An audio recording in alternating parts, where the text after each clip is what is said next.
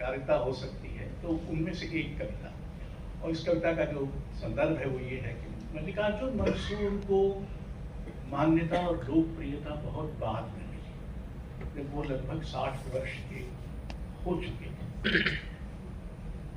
अपनी रफ्तार से चलते हुए बहुत बाद में आते हैं मल्लिकार्जुन मंसूर, और समय से आगे निकल जाते हैं। उलझनों भरे घावों खरोंचों से लथपथ टुच्चे हो जाते समय से आगे। उनके पीछे आता है गिड़गिड़ाता हुआ समय, दरिद्र और अपंग, भीख मांगता, हाथ फैलाए समय हाँकता हुआ।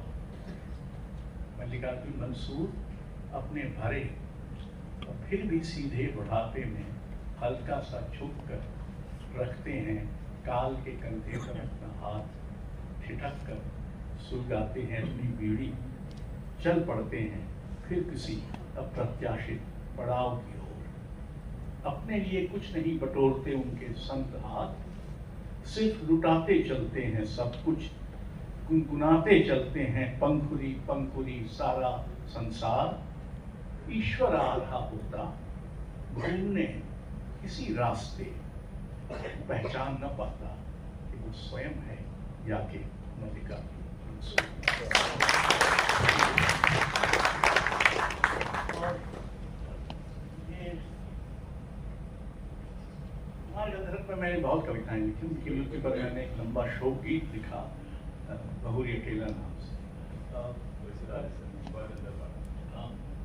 उनके कबीर गायन को लेकर चर्चा की, तो एक के बिना दूसरा न था।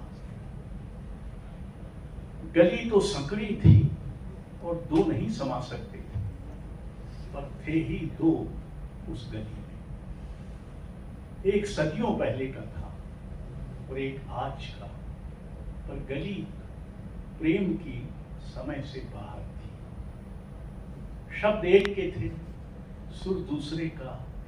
उस शैव चबूतरे के पास जब वो जुलाहा आया अपना एक तारा लिए हुए, तो मुश्किल था उसके लिए भी एक को दूसरे से अलग कर पाना।